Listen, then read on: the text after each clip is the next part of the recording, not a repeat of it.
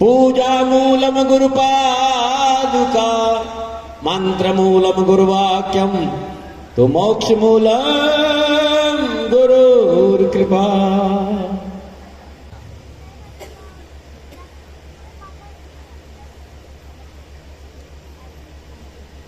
नगली भगवान की जय। जयकारा बोल मेरे श्री गुरु महाराज की जय।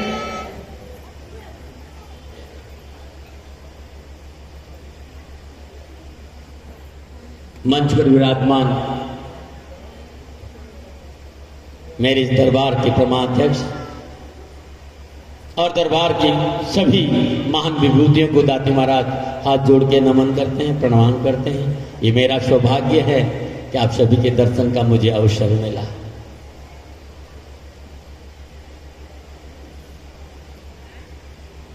हृदय का अपना एक रोल है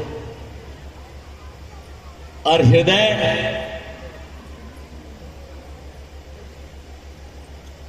संसार में सब कुछ है। हृदय की अपनी एक दुनिया है और जहां मैं हूं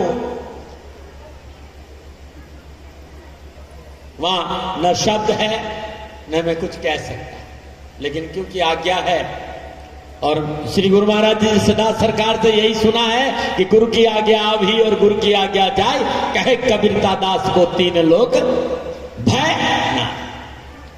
जो जीव सदगुरु आज्ञा में रहता है उसका जीवन सदा खुशियों से भरा रहता है।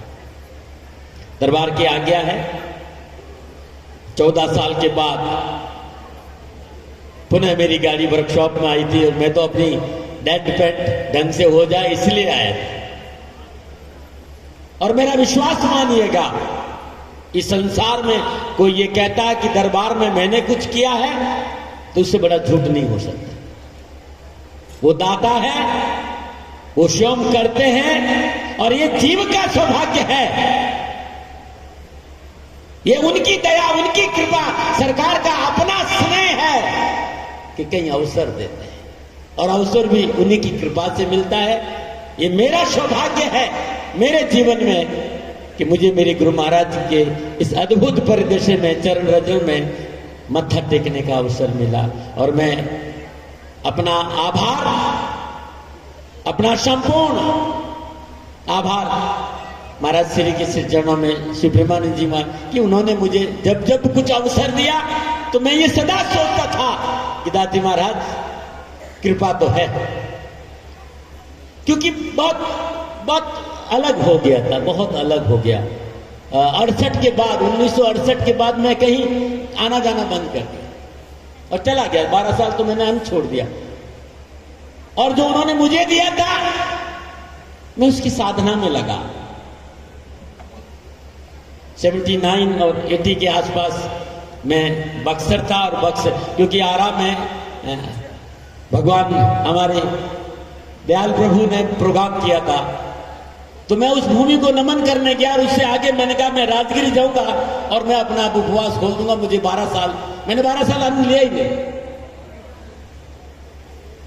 गुरु महाराज जी ने जो ज्ञान दिया मैं उसमें उनकी कृपा से रात दिन एक ही प्रयास किया। मैं कई वर्षों तक तो मैं ऊपर रहा, बस वहां से नीचे आया और मैंने कहा नहीं 12 साल पूरे होने जा रहे, मैं दरबार आऊंगा वापस। साथियों एक बात सदा ध्यान रखिएगा, बड़ा सहज है ऊपर बैठना, लेकिन जो आनंद गुरु चरणों में बैठने का ना वो कहीं नहीं है। इस बात का ध्यान रखिए। मैं दरबार के सभी पूज्य संतों के चरणों में इतना ही निवेदन करना चाहूंगा कि जब मैं बक्सर से निकलना था रात के 2 बजे का टाइम, पैदल ही चलता था, मैं जूते वूते कुछ नहीं पहनता था।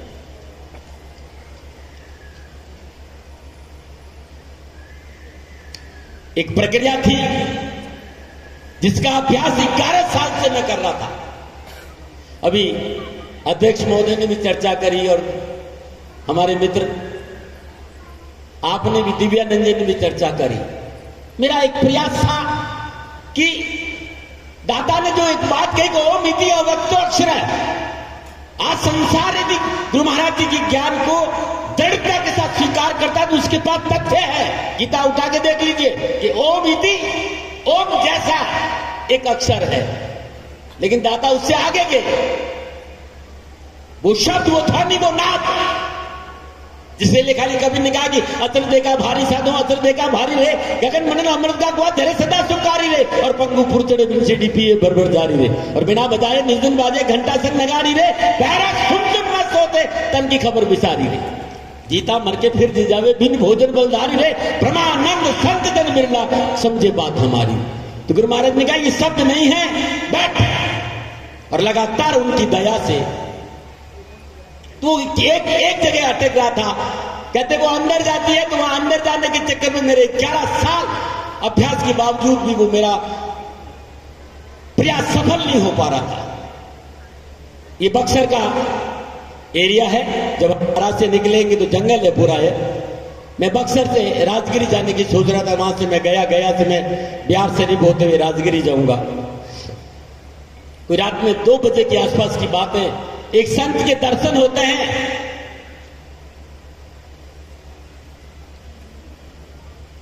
भोजन लेता नहीं, विश्राम के लिए जगह मांगी, मैंने खाली प्रार्थना करी, क्योंकि मैं ज्यों ही उनके चरणों में मत्था टेका तो उन्होंने मेरा नाम लेकर मुझे पुकारा। मैंने कहा मैं तो पहली बार मिल रहा हूं।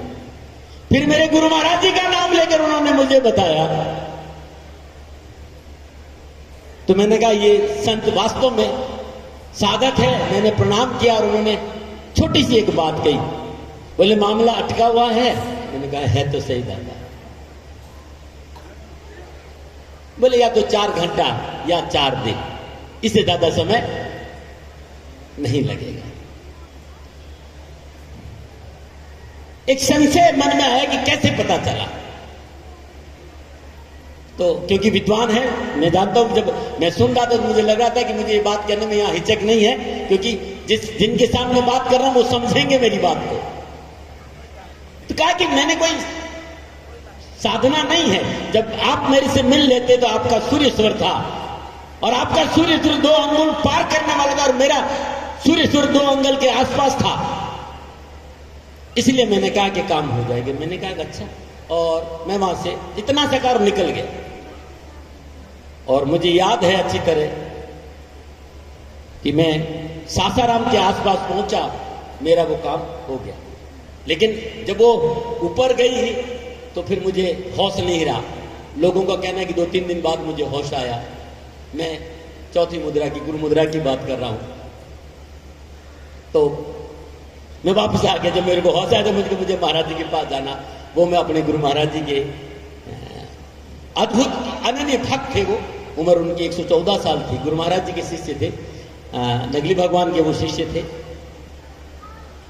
और मित्रों, मैं एक बात कहना चाहता हूं कि जो आनंद ज्ञान में है वो आनंद और किसी में नहीं है। इसलिए सुमरण पे ज्यादा ध्यान दिया करो। और क्योंकि शास्त्र है, इड़ा है, पिंगला है, सुषमणा है, गंगा है, सरस्वती है, सब कुछ है, लेकिन जो आनंद गुरु महाराज जी की कृपा में है, विश्वास करिएगा ये सब चीजें पीछे रह जाती है। बैठाता बैठ जाता लोग भेद के साथ बैठे में सतगुरु मिले, दीपक दीना हाथ वस्तु की नहीं लगाई, और कोटि जन्म का पंथा पल में पहुंचा जाए। गुरु महाराज जी जब कृपा करते हैं तो जीव भवसागर से पार सदा हो जाता है। जीव को खाली एक काम करना, क्या?